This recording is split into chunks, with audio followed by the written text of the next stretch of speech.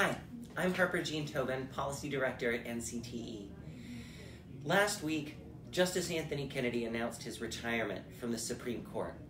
This opening gives President Trump the chance to decisively tip the balance of the Supreme Court against equality and fairness for decades to come, long beyond his own presidency.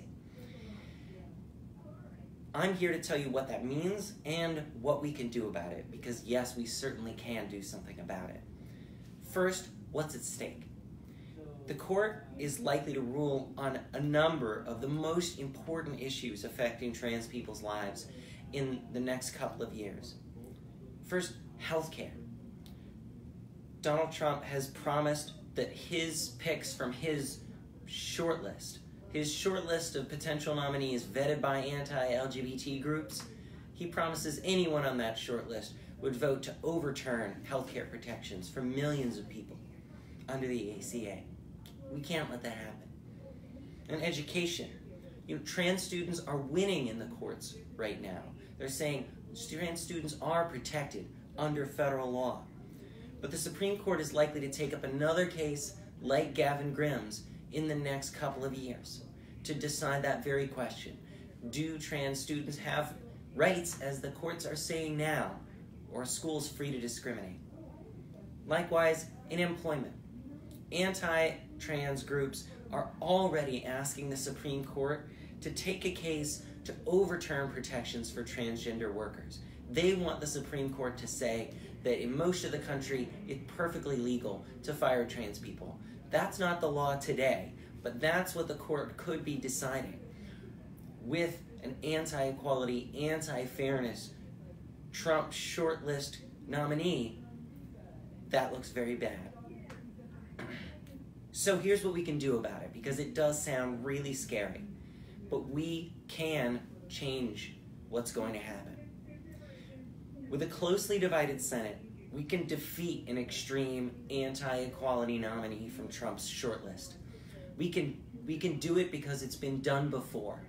We can defeat an anti-equality nominee, force him to nominate someone more moderate. And that can make a big difference.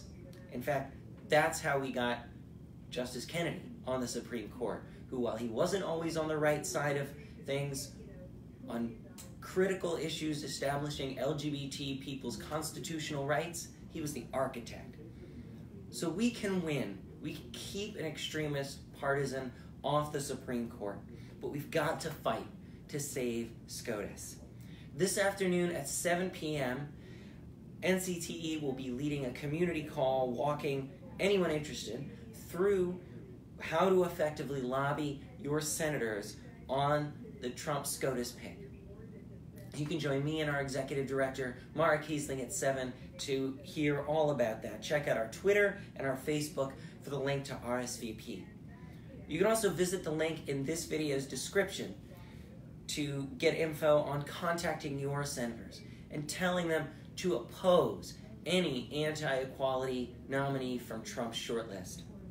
And you can join the conversation with us on social media, where we're using the hashtag #SaveSCOTUS.